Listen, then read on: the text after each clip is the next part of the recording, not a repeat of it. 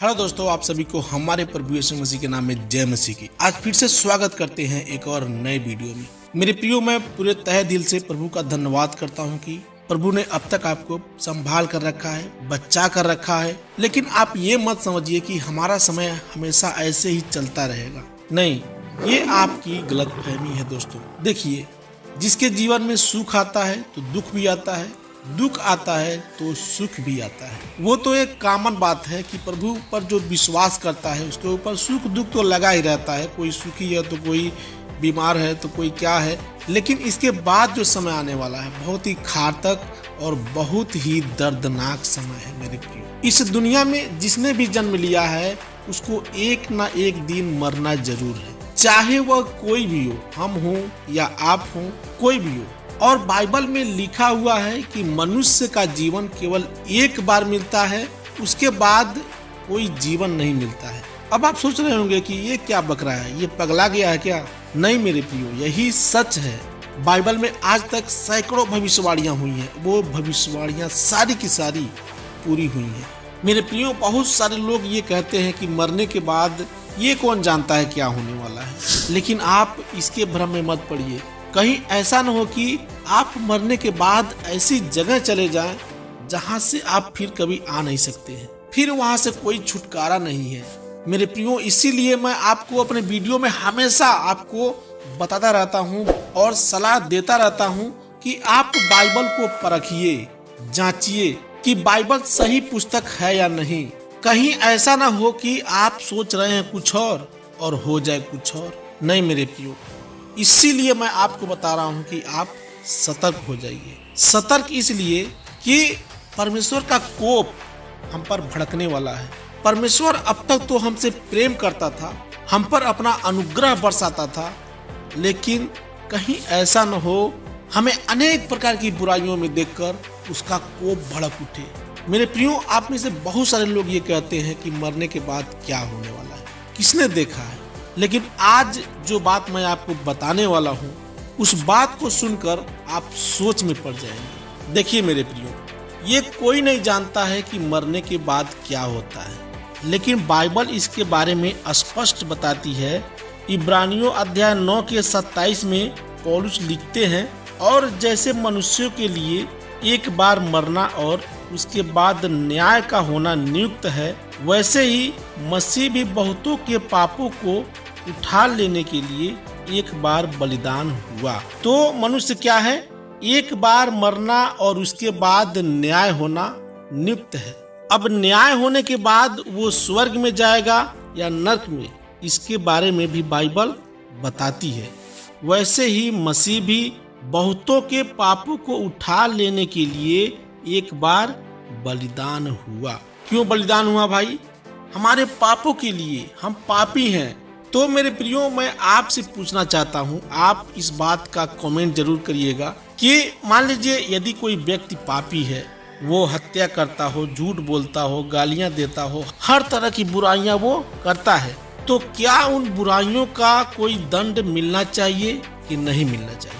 जैसे मान लीजिए कोई लड़का है और वो स्कूल में पढ़ाई कर रहा है और वो अपनी मेहनत से पढ़ाई करके परीक्षा पास करता है, तभी न वो अच्छा लड़का कहलाएगा। या फिर वही लड़का यदि चोरी करके परीक्षा पास करता, नकल करके पास करता, तो उसको कोई अच्छा कहता? नहीं कहता। तो वैसे ही हम कभी बुरा काम करके स्वर्ग जा सकते हैं। आपको मालूम है कि परमेश्वर पवित्र है, उसके अंदर रत्ती भर बुराई नहीं है, पाप नहीं है, और हमारे अंदर तो कूट कूट के पाप भरा हुआ है, बुराई भरा हुआ है। आप जानते होंगे कि जब एक इंसान जन्म लेता है तभी उसके ऊपर एक पाप का मुहर लग जाता है कि भैया तुम इस दुनिया में आए हो तो तुम पापी हो, बिना पाप किए तुम रह नहीं सकते। तो इसलिए यदि तुम प्रभु यीशु पर विश्वास करते हो और अपने पापों को छोड़ देते हो और परमेश्वर से क्षमा मांग लेते हो कि प्रभु मैं पापी हूँ, मुझे क्षमा कर दे, और मैं जानता हूँ कि तूने ही हमारे पापों के लिए अपना बलिदान दिया है, इसलिए तू हमें क्षमा कर और हमें स्वर्ग में जगह दे, तो वह व्यक्ति मरने के बाद स्वर्ग में जगह पाता है। नहीं तो जब उस व्यक्ति का पाप क्षमा नहीं हुआ होगा और वो मरने के बाद जब उसके पापों का न्याय होगा तो वह व्यक्ति पापी पाया जाएगा और स्वर्गदूत उसे लाकर अनंत काल के नरक में डाल देंगे। दोस्तों, ये शरीर क्या है? ये शरीर मिट्टी है और मरने के बाद ये मिट्टी में ही मिल जाएगा। बहुत से लोग इसे जलाते हैं, दफनाते हैं या फिर किसी पानी या नदी तालाब में उसका जल प्रवाह कर देते हैं।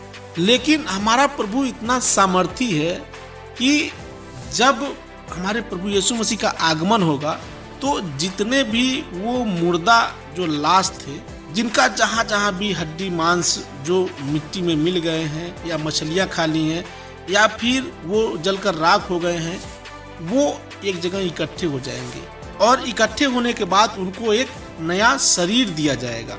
जैसा कि फर्स्ट कुरिन्थियों अध्याय 15 के 51 में लिखा है, देखो मैं तुमसे भेद की बात कहता हूँ कि हम सब तो नहीं सोएंगे परंतु सब बदल जाएंगे। जी हाँ मेरे प्रियो, हम सब बदल जाएंगे। फिर आगे पढ़ते हैं तो यहाँ लिखते हैं, और यह क्षण भर में पलक मारते ही अंतिम तुरही फूंकते ही होगा, क्योंकि तुरही फूंकी जाएगी और मुर्दे अविनाशी दशा में उठाए जाएंगे और हम बदल जाएंगे। हम क्या होंगे? बदल जाएंगे, क्योंकि अवश्य है कि वह नाशवान देह अविनाश को पहन ले और यह मरणहार देह अमरता को पहन ले। तो मेरे प्रियो, यदि परमेश्वर हमें निर्दोष पाता है, न्याय मुक्त पाता है, तो हमें स्वर्ग में जगह मिलेगी और स्वर्ग में वो सब कुछ मिलेगा जो हमें जरूरत है। लेकिन परमेश्वर उस दशा में यदि किसी को पापी पाएगा, उसके पाप क्षमा नहीं हुए होंगे यीशु के बलिदान से, तो वो अपने स्वर्गदूतों को हुक्म देगा और स्वर्गदूत उसे ले जाकर आग के कुंड में डाल देंगे। मेरे प्रियो, मैं आपसे फिर कहता हूँ कि वो नरक आपके लिए नहीं है। परमेश्वर ने वो नरक शैतान के लिए बनाया था, उसे लूसीफर के लिए जो स्वर्गदूत था। लेकिन जब इंसान ही शैतान बन जाएगा तो परमेश्वर क्या करेगा? वह ले जाकर अनंत काल के नरक में डाल देगा और कहेगा, जाओ, तुम्हारे लिए वही सही जगह है। तो मेरे प्रियो, हमारे प्रभु यीशु मसीह ने हमसे वादा किया कि मैं पिता के पास जा रहा हूँ तुम्हारे लिए घर बनाने, और जब मैं आऊंगा तो तुम्हें वहां ले जाऊंगा। और वो घर ऐसा वैसा नहीं होगा, वहां पर सोने की दीवार होगी, सोने की सड़क होगी, एक बहुत बड़ा विशाल भवन होगा और वहां पर हम सभी आनंदित रहेंगे अनंत काल के लिए।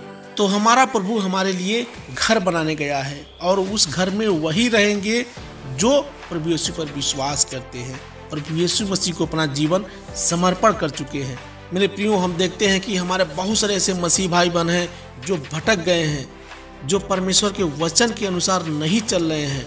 इसलिए मैं आपको सतर्क करता हूं कि आप खुद अपने आप को परखिए, अपने जीवन को परखिए कि मैं क्या कर रहा हूं, क्या मैं परमेश्वर के वचन के अनुसार चल रहा हूं या फिर नहीं चल रहा हूं। आज हम देखते हैं कि बड़ी बड़ी कलीसिया में, बड़े बड़े चर्च में बाइबल से हट के शिक्षाएं दी जाती हैं। एक बार फिर मैं आपको बता रहा हूं मेरे प्रियो कि परमेश्वर उन सब का न्याय जरूर करेगा। कितने भी बड़े वो पास्टर हो, प्रेरित हो, भविष्यवक्ता हो, उनके कलीसिया में लाखों करोड़ों लोग आते हैं, कोई फर्क नहीं पड़ने वाला है। ये लोग वैसे ही हैं जैसे आज के 2000 साल पहले फारिसी और शास्त्री हुआ करते थे ना, ठीक वैसे ही ये लोग केवल धर्म को फॉलो करते हैं, धर्म के ठेकेदार हैं। इसलिए आप किसी भी पास्टर को, प्रेरित को, विश्वासी को परमेश्वर के वचन के अनुसार परखिए कि वो परमेश्वर के वचन के अनुसार जीवन जी रहा है कि नहीं। यदि नहीं तो उसको आप साइड में करिए, उसको रिजेक्ट कर दीजिए और आप परमेश्वर से प्रार्थना करिए कि परमेश्वर तू मुझे ऐसा टीचर दे, ऐसा पास्टर दे ताकि हमें अच्छी तरह से वचन को सिखाने पाए, हम तेरे वचन में आगे बढ़ने पाए। मैं उम्मीद करता हूँ कि परमेश्वर आपकी मदद जरूर करेगा। याद रखिए मेरे प्रियो, मरने के बाद आपके साथ जो होने वाला है उससे आप डरिए। कहीं ऐसा ना हो कि वो समय निकल जाए और आपके हाथ में कुछ ना लगे। मेरे प्रियो, मैं आपसे फिर बताना चाहूँगा कि जब रैप्चर होगा तो यदि आप बादलों में ऊपर नहीं उठाए जाएंगे तो आपसे बड़ा दुर्भाग्यशाली कोई नहीं होगा। इसलिए मैं आपको सलाह दूंगा कि आप प्रभु यीशु मसीह पर विश्वास करें और उसके वचन के अनुसार चलें। तो मेरे प्रियो, यदि आपको ये वीडियो अच्छा लगा हो तो इस वीडियो को लाइक और शेयर जरूर करिएगा, क्योंकि ऐसे बहुत सारे हमारे भाई बहन हैं जिनको ये बातें अभी तक नहीं पता है। तो मैं आपसे रिक्वेस्ट करता हूँ कि आप अपने दोस्तों में या भाइयों में शेयर जरूर करें जो अभी तक नहीं जान पाए हैं। प्रभु यीशु मसीह में आप आशीषित हो, सभी दुख बीमारियों से आप निजात पाएं, आपके घर में खुशहाली आए, आपकी हर एक परेशानी दूर हो प्रभु यीशु मसीह के नाम में। आमीन आमीन। आप सभी को प्रभु यीशु मसीह के नाम में जय मसीह की।